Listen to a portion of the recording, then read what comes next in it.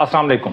आज market 902 point minus close हुई है और मैक्सिमम गई थी प्लस में 425 और माइनस में गई थी 1207 पॉइंट माइनस। तो वॉल्यूम कल 185 मिलियन का था और आज है 264 मिलियन का। थोड़े से मार्केट वॉल्यूम बढ़े हैं, बट हालात वीकेंड की वजह से ज़्यादा सेलिंग प्रेशर रहता है मार्केट में हर दफ़ा ही, काफ़ी 2-3 वीक से ऐसे ही चल रहा है।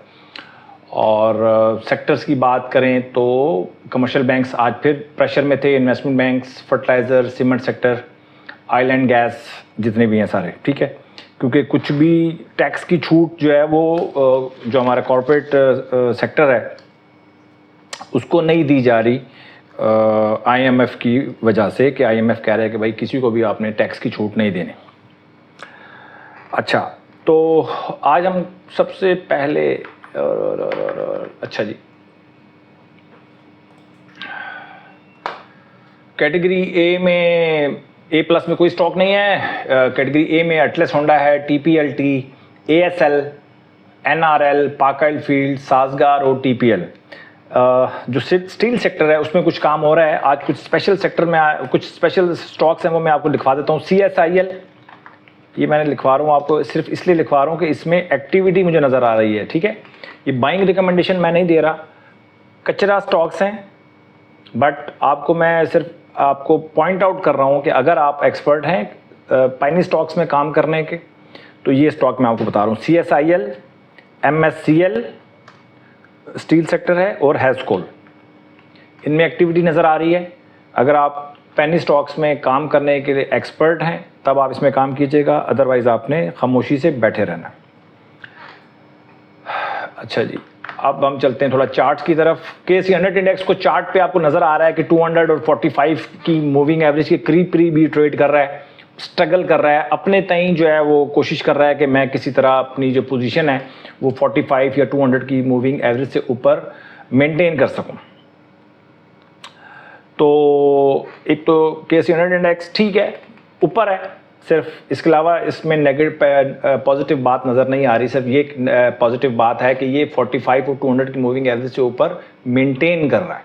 परफॉर्म नहीं कर पा रहा लेकिन मेंटेन कर रहा है आजकल, ये भी बड़ी बात है। अच्छा जी, इसके बाद यूनिटी फूड। बहुत सारे लोगों ने मुझे कहा यार यूनिटी फूड को डिस्कस करें। यूनिटी फूड को क्या डिस्कस करूं, मुझे बताएं। 200 की मूविंग एवरेज से नीचे ये चल रहा है तकरीबन मेरे हिसाब से ये, अब मुझे बताएं, 21 मार्च 2025, एक साल से ज़्यादा हो गया तकरीबन कि ये 200 की मूविंग एवरेज से नीचे चल रहा है। तो कुछ चीज़ें ऐसी हैं कि उनको समझना बहुत ज़रूरी है कि देखें 200 की मूविंग एवरेज से नीचे किसी भी स्टॉक को मेरे हिसाब से तो एवरेज भी नहीं करना चाहिए। 200 की मूविंग एवरेज इतनी ख़तरनाक है कि अब आप ये देखें 200 की मूविंग एवरेज इसने कब ब्रेक की थी, मैं आपको बता देता हूँ। तकरीबन इसने 21 मार्च को की थी, उस वक्त रेट था 29 और 29 से आप देख लें कि ये इसका लो लगा है तकरीबन 7 रुपये 60 पैसे। 29 से समझ लें 8 रुपये हो गया ये, और 8 रुपये तक 200 के नीचे रह रहा है ये। 29 से 8 रुपये हो गया है और ये 200 की मूविंग एवरेज से नीचे ही इसने ट्रेड किया। तो इसका क्या मतलब हुआ कि कोई भी स्टॉक आपको बहुत ज़्यादा मार नहीं मार सकता अगर आप सिर्फ एक रूल को पकड़ लें कि 200 की मूविंग एवरेज से नीचे बाइंग नहीं कर रहे। हाँ, अनटिल अनलेस अगर सारे ही अच्छे स्टॉक्स 200 की मूविंग एवरेज से नीचे चल रहे हों, फिर कोई इशू नहीं है, आप बाइंग कर सकते हैं।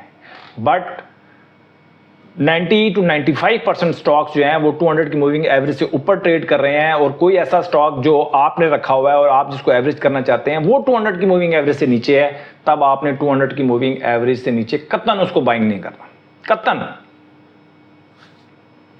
ये बात आप किसी मतलब कोई ऐसी डायरी बना लें, पहले पेज पे लिख लें इस बात को कि 200 की मूविंग एवरेज से नीचे आपने किसी भी स्टॉक को एवरेज नहीं करना अनटिल अनलेस के 90% स्टॉक्स जो हैं, अच्छे स्टॉक्स जो हैं, वो 200 की मूविंग एवरेज से नीचे आ चुके हों। यानी कि मार्केट ही बहुत प्रेशर में चल रही है, तो चलो फिर कोई मज़ायका नहीं है, आप 200 के मूविंग एवरेज से नीचे भी स्टॉक को ले सकते हैं कि ये चलो सारों के साथ चल रहा है। बट एक स्टॉक अलग ही चल रहा है कि 90% स्टॉक जो है वो 200 की मूविंग एवरेज से ऊपर चल रहे हैं और आपका स्टॉक 200 की मूविंग एवरेज से नीचे चल रहा है। अब आप उसको एवरेज करने जा रहे हैं तो इसका मतलब है कि आप अपने पैर पे खुद कुल्हाड़ी मार रहे हैं। ठीक है, एक बात तो ये नोट कर लें यूनिटी फूड वाले, तो इसका मतलब यही है कि अब आपने यूनिटी फूड वाले अगर आपने 2-3-4 दफ़ा इसको एवरेज आउट कर लिया है, स्टॉक पड़े हुए हैं आपके पास, तो अब 2-3 दफ़ा गलत काम कर लिए तो 1-2 दफ़ा और गलत काम सही,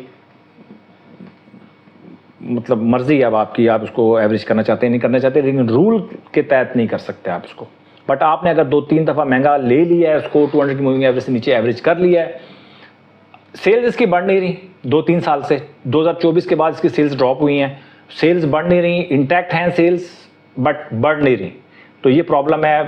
कंपनी थोड़ा बहुत प्रॉफिट भी कमा लेती है बट कोई मसला है इसके अंदर जिसकी वजह से इसकी कोई मैनेजमेंट का इशू था, ठीक है ना। तो अब वो मैनेजमेंट कुछ चेंज हुई है, कुछ इस तरह का कुछ मामला इसके चल रहे हैं, तो ये इशू है। तो बहरहाल एक आध बाइंग करके छोड़ दें उसको, फिर अल्लाह के नाम पे फिर देखेंगे इसको क्या होता है। ज़्यादा इसको फोकस करने की या बहुत ज़्यादा इसके ऊपर इन्वेस्टमेंट करने की ज़्यादा ज़रूरत नहीं है, जो कर ली वो कर ली और इंतज़ार करें, ठीक है। अब आ जाते हैं bank of Punjab. Bank of Punjab बहुत सारे लोगों के पास, बैंक ऑफ पंजाब देखें अच्छा परफॉर्म कर रहा है। किस अब जो जितने जो फेज चल रहा है ना मार्केट का, उस फेज के अंदर अगर कोई स्टॉक इस वक्त अपनी 45 की मूविंग एवरेज से ऊपर ट्रेड कर रहा है, 200 की मूविंग एवरेज से ऊपर कर रहा है, तो उन स्टॉक्स को मार्क करना भी बहुत ज़रूरी है और उनमें ही आपको अपनी पोजीशन को बनाने की ज़रूरत है। अगर कोई स्टॉक इस वक्त 200 की मूविंग एवरेज से नीचे है, 45 की मूविंग एवरेज से नीचे है, तो तब आप उनको छोड़ दें और जो स्टॉक्स इस वक्त 200 की मूविंग एवरेज से ऊपर ट्रेड कर रहे हैं और 45 की मूविंग एवरेज से ऊपर ट्रेड कर रहे हैं, सिर्फ उन्हीं के ऊपर फोकस करें। जैसे बैंक ऑफ पंजाब है, तो ये स्टॉक ठीक है जब तक ये दोनों क्योंकि अच्छे स्टॉक्स इस वक्त जो हैं वो 45 और 200 की मूविंग एवरेज से ऊपर ट्रेड कर रहे हैं। जैसे बैंक ऑफ पंजाब है, इसी तरह के इलेक्ट्रिक है जैसे, ठीक है। अब के इलेक्ट्रिक भी काफ़ी अच्छे से ट्रेड कर रहा है और के इलेक्ट्रिक है, इसके अलावा जैसे यूबीएल को हम देख लेते हैं। यूबीएल के ने 200 की मूविंग एवरेज तोड़ दी है, ये अच्छा नहीं परफॉर्म कर रहा फिलहाल, ठीक है। हम एमसीबी को देखते हैं जी, एमसीबी बिल्कुल 45 और 200 से ऊपर ही अपने आप को मेंटेन कर रहा है, तो ये स्टॉक्स बेहतर इस वक्त परफॉर्म कर रहे हैं जो कि 45 और 200 की मूविंग एवरेज से ऊपर परफॉर्म कर रहे हैं। बड़ा आसान है, आप इनको चीज़ों को वीकेंड पे बैठे हैं देखें कि कौन कौन से स्टॉक्स जो हैं वो 45 और 200 की मूविंग एवरेज से ऊपर हैं। इसके अलावा देखिए, मैं आपको बता रहा हूँ कि हर दफ़ा जब भी आप कोई कुछ भी रूल बना लें, आप मेरे रूल्स पे चलते हैं, किसी किताब के रूल पे चलते हैं, आप अपने रूल्स पे चलते हैं, आप कुछ ना कुछ रूल्स बना लें, रैंडम ट्रेड ना करें। जैसे मैं मिसाल देता हूँ, जैसे कराची इलेक्ट्रिक है। अब कराची इलेक्ट्रिक है, जैसे अब आप एक सोच लेते हैं कि यार मैं एक बुक पे लिख लेते हैं कि 8.5 रुपये का मैं कराची इलेक्ट्रिक ले रहा हूँ और मैं 9.5 का बेच दूंगा। आपने एक रैंडम एक आपने रूल बना दिया कि यार मैं 8.5 का लूँगा और 9.5 का बेच दूंगा। फिर अगर ये 8 रुपये का जाता है तो मैं फिर 5,000 या 10,000 कोई भी क्वांटिटी आप उसको फिक्स कर लें कि यार 8 रुपये पे जाएगा तो मैं फिर इतने स्टॉक लूँगा और उसको 1 रुपये के डिफरेंस से बेचूंगा। इसी तरह 7.5 पे लूँगा, फिर 7 पे लूँगा, 6.5 वट जो भी आप उसकी करना चाहते हैं, उसकी प्लानिंग करना चाहते हैं, आपने कर ली। अगर तो वो नीचे चला जाता है वहाँ से स्टॉक्स और आपकी प्लानिंग के मुताबिक ही नीचे बाइंग होती है, उसके बाद हर 1 रुपये के ऊपर आप सेलिंग शुरू कर देते हैं, वहाँ तक तो ठीक है। बट अभी आज 8.5 रुपये का लेते हैं स्टॉक और साथ ही 9.5 रुपये का आपका बिक जाता है और उसके बाद वो 10.5 हो जाता है, 11 हो जाता है, 12 हो जाता है, 13 हो जाता है, फिर क्या करेंगे आप बात समझ रहे हैं मेरी आप? तो यानी कि इसका मतलब ये हुआ कि आपने जब 8.5 से नीचे गया तो वो तो प्लान कर लिया कि 8.5 से नीचे जाएगा, मतलब फर्ज करें आपने 5 लाख रुपए इन्वेस्टमेंट करने हैं इलेक्ट्रिक में, तो 8.5 पे मैं यार 1 लाख रुपए डालूंगा, फिर 8 रुपये में डालूंगा, फिर मैं 7.5 7.25 में डालूंगा, फिर मतलब इस तरह आपने पूरा एक प्लान कर लिया और वो प्लान आपका एग्जीक्यूट भी हो गया, नीचे आपने बाइंग कर ली, फिर उसके बाद हर 1 रुपये के ऊपर आपने सेलिंग शुरू कर दी, तो बड़ा मज़ा आएगा आपको स्टॉक मार्केट में काम करने का। बट अगर यहीं से 8.5 रुपये पे आप लेते हैं और 9.5 रुपये में आपका पहला स्टॉक जो लिया था 1 लाख रुपए की इन्वेस्टमेंट वाला वो सेल हो जाता है, अब आप बैठ जाएं, उसके बाद 10.5 हो गया, फिर 11 हो गया, फिर 12, फिर 13, फिर 14, फिर 15, फिर क्या करेंगे? तो एक तस्वीर का रुख दूसरा था, एक तस्वीर का रुख ये डिफरेंट है। अब आप मुझे कमेंट सेक्शन में बताएंगे आपने करंट इस सिचुएशन में करेंगे क्या। इस चीज़ को मैं डिस्कस करूँगा मंडे को ताकि इस चीज़ को हम क्लियर करें कि यार आप रैंडम भी जब आप कोई प्लानिंग करते हैं तो फिर आपने वो करना है, क्या कहते हैं, एंड टू एंड सोल्यूशन देखना है कि भाई एंड टू एंड सोल्यूशन का मतलब है कि ये हो जाए तो ये हो, फिर क्या करना है, अगर प्लान ए एग्जीक्यूट करना होगा तो फिर क्या करेंगे, अगर प्लान बी एग्जीक्यूट करना होगा तो फिर क्या करेंगे। तो ये दोनों चीज़ों को आपने देखना होता है कि आपने स्टॉक मार्केट में चलना कैसे है, कुछ तो प्लान करेंगे। ठीक हो गया जी।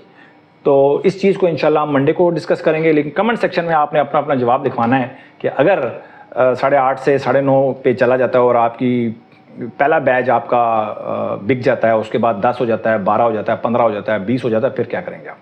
अपना बहुत ख्याल रखें, अपनी इन्वेस्टमेंट का ख्याल रखें, और ऐसा ऐसा काफ़ी सारी चीज़ों को मैं डिस्कस करता रहूँगा, लेकिन कुछ ख़ास है नहीं। बाकी दुआ ही कर सकते हैं जी, ईरान कुछ हाथ बढ़ाए अपना, और कुछ अपनी आवाम का सोचे, कुछ अपना सोचे, कुछ दुनिया का सोचे। तो मुझे तो लगता है इस वक्त जो बॉल है वो ईरान के कोर्ट में है कि कब ईरान जो है कुछ फैसला करता है कि वो उसने कब इन सारे मामलात से निकलना है, अपनी आवाम को निकालना है, अपना ना भी सोचे। देखें जो पावर में होते हैं ना लोग, उनकी सोच कुछ और होती है, और आवाम तो आपको पता ही है उनकी सोच क्या होती है। अपना बहुत ख्याल रखें, अपनी इन्वेस्टमेंट का ख्याल रखें। Thank you very much.